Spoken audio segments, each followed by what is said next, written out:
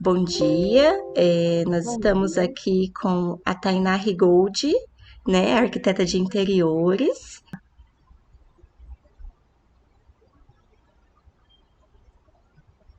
Minha mãe começou a construir uma casa. Ela comprou um terreno e ela começou a construir a casa e ela comprava muita revista na época, né?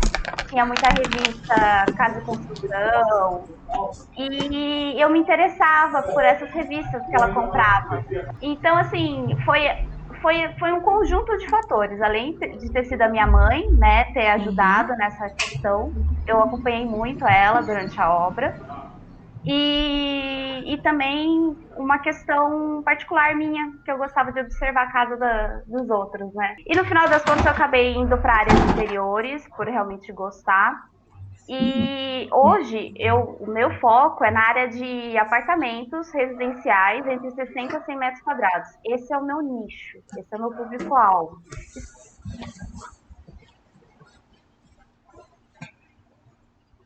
Então, primeiro, falar de terceirização. uhum, É, hoje é muito importante isso. E eu não falo que é terceirização, eu falo que é parcerias. Porque a gente não consegue fazer tudo. Eu trabalho home office, né? Atualmente eu não tenho escritório. uhum, Por isso também, infelizmente, eu ainda não consigo ter estagiários, né? É uma questão também que eu fico pensando em ter estagiário, mas como se eu não tenho escritório, né? Então a gente também tem que pensar estratégias para como ter o estagiário, a melhor forma de processo para ter o estagiário mesmo via home office, né? sim, E você tem que ter parceiros do seu lado e entender que trocando conhecimento todos crescem, até mesmo a arquitetura no geral, porque todos se valorizam e o cliente te valoriza também.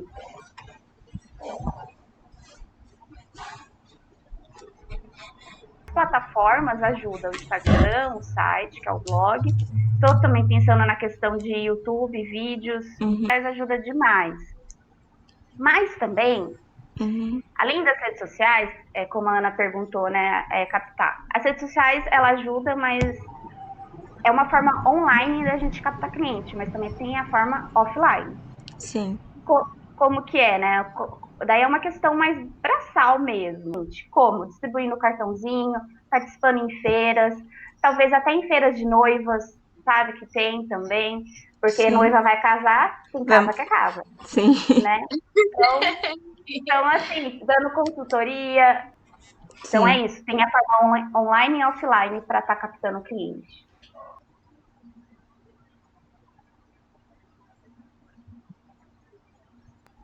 Construção de casa eu ainda não fiz, tá? Então, mas eu tenho interesse.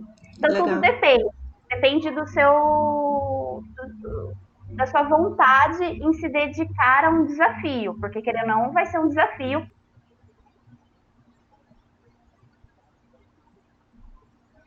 Então eu mudei muito, eu mudei me atualizando nessas questões aí das ferramentas.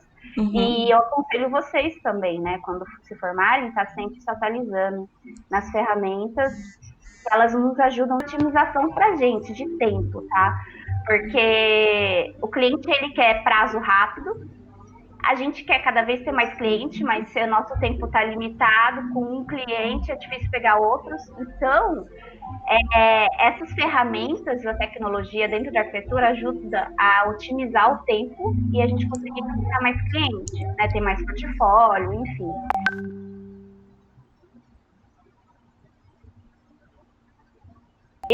Tainá, tenho uma forma de trabalhar, outros arquitetos têm, cada um tem sua forma de trabalhar. uhum, Eu sou uma pessoa que eu entrego 3D para o cliente, isso é essencial para mim. Eu entrego também orçamento para o cliente, é essencial. Então, eu tenho os meus critérios de sim, apresentação para o cliente, de material que vai ser uhum, apresentado. Isso que um processo de um projeto, no meu caso, eu demoro aí entre uns 3 meses para apresentar para o cliente completinho, com todas as informações.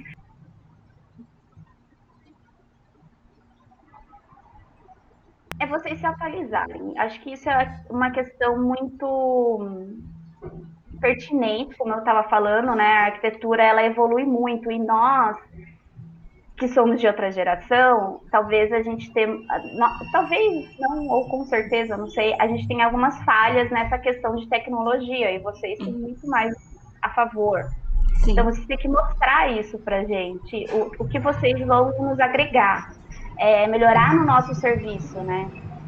E eu, por exemplo, ia pegar nessa questão do 3D, porque é uma coisa que, para mim, eu vejo que para o meu cliente faz diferença, então eu valorizo isso, 3D. E tendo alguém me ajudando no 3D, é sensacional. Tem que mostrar que vocês são curiosos.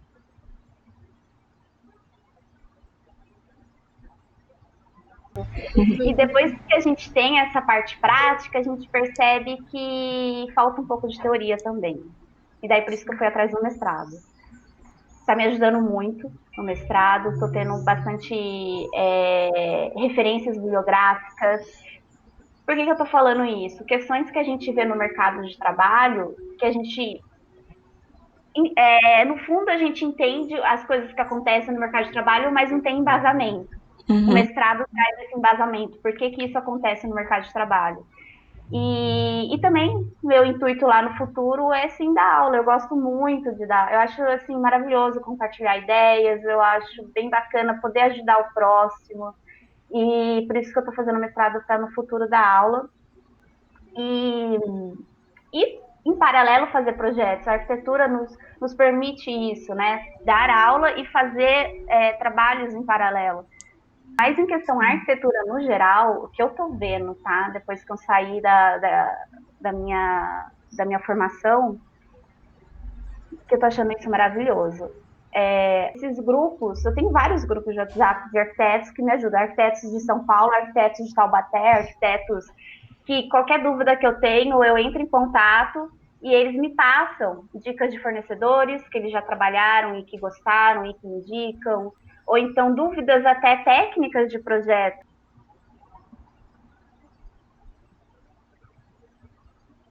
E foi o primeiro projeto que eu fiz de interiores de uma sala comercial de 30 metros quadrados. Tem tudo. Eu faço um caderno com a especificação, o nome do cliente, o endereço, enfim, tem tudo aqui. Tem a ordem de execução do serviço, as imagens 3D, o desenho técnico, planta de layout, planta de forro de gesso, tem tudo. Memorial descritivo, orçamento do projeto, isso aqui para o cliente é muito importante. Uhum. Nesse caso desse cliente, eu fiz chegou a ter até 4 tipos de orçamentos diferenciados para cada fornecedor. Cronograma de obra, daí tem alguns anexos. Enfim, passando para frente, Uhum. então, o que eu faço?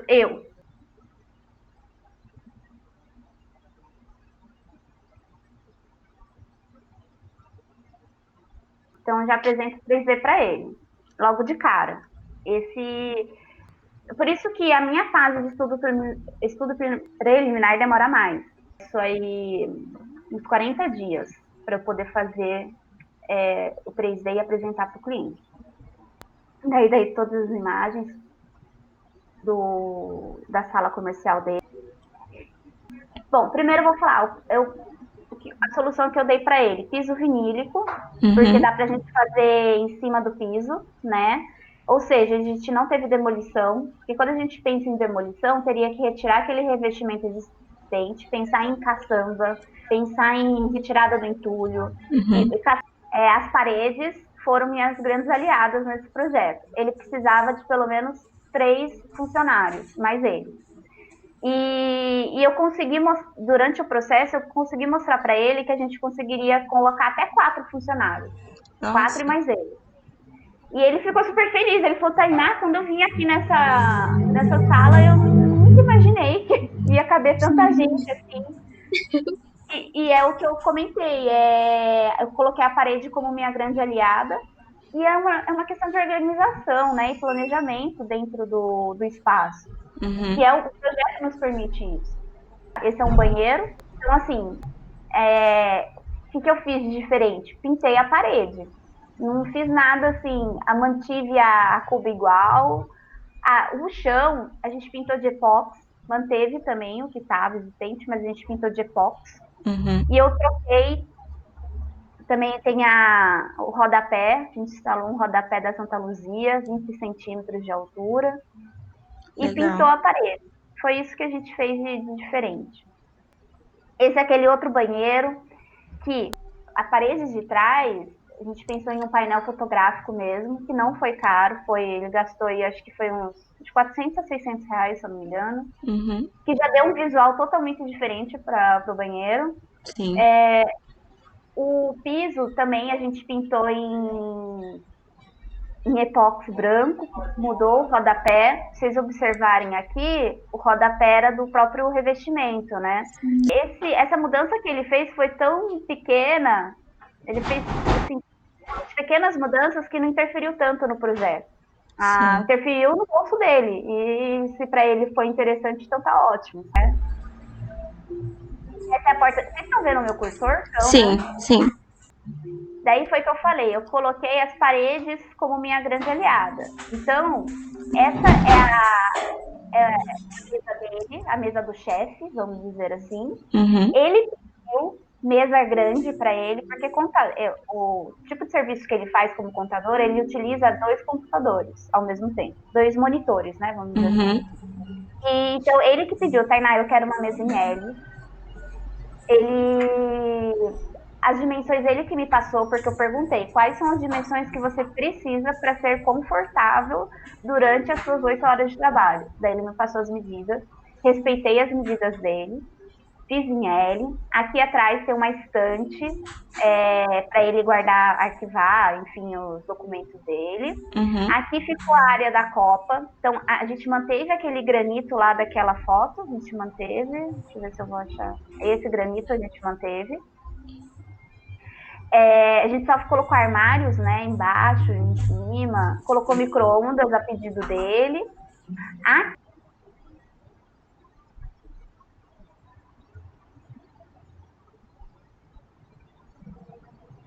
Aqui, qual que é essa parede aqui? É essa aqui, ó, que eu vou mostrar para vocês.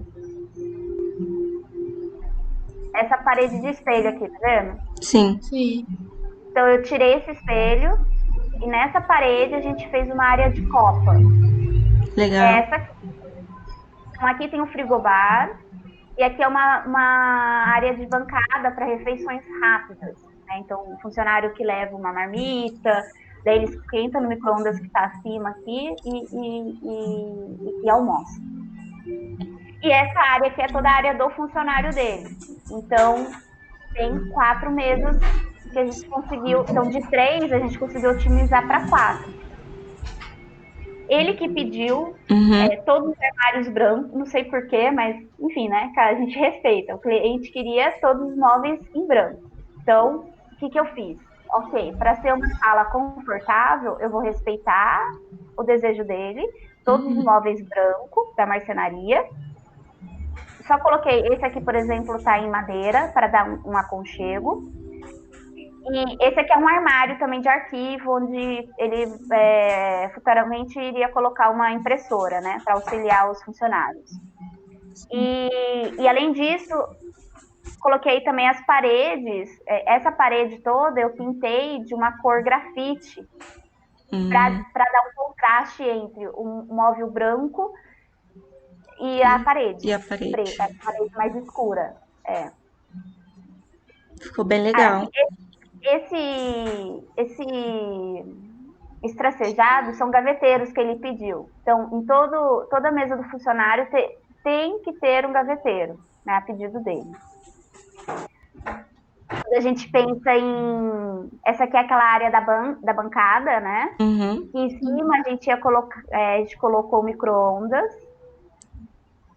Essa parte da área da copa, então tem o frigobar, o balcão para as 2 banquetas, aqui um outro armário aéreo para apoio para a copa. Aqui vamos pensar na questão daquele banheiro com aquela pintura diferenciada. Pensa na questão da entrada, né? Elevação da entrada. Então a pessoa Sim. entra por essa porta e aqui está a mesa do chefe. Então a gente pensou em quadros para esconder o quadro de luz. Uhum. O micro-ondas. Então, o micro-ondas também, quando a gente pensou nessa configuração do mobiliário, eu já queria saber qual é o tipo do micro-ondas que eu ia comprar para eu saber se iria caber, né? E Sim, isso é importante. Quando a gente pensa até em cozinha residencial, o que eu falo para os clientes, uma das primeiras coisas que tem que saber é o eletrodoméstico. Mesmo porque muda a configuração da infraestrutura. Eu vou ter que pensar no projeto. Por exemplo, um cooktop a gás é diferente de um cooktop por indução. sim. Então, e tudo isso interfere no projeto. O cliente já tem que saber de antemão o que, que ele vai pensar no eletrodoméstico dele. E daí, definido, então a gente viu que iria caber aqui em cima, o micro-ondas. A outra questão que eu fiz, como não teria como esconder os banheiros, né, como eu Uhum. comentei, né, que eu não tinha projeto de estrutura da sala, eu pensei em trazer a nosso favor esses elementos existentes da sala.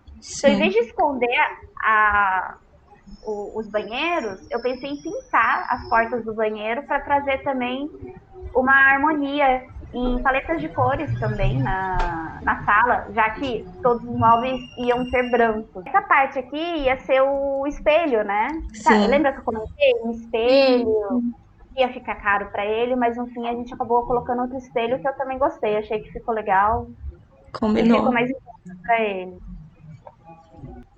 Esse é o outro banheiro que a gente só fez a pintura na parede também, então não fez nenhuma diferença grande. Essa é a sala. Então a pessoa entra e essa é a primeira vista que ela tem. É a sala do chefe, que é aqui, né? A sala do contador, e aqui estão os funcionários com a mesa. A parede que eu falei, que eu pintei, né? Com uma cor mais escura para dar o contraste com os móveis brancos. Aí esse é um projeto que a obra foi rápida, o cliente fez tudo que eu sugeri, aceitou.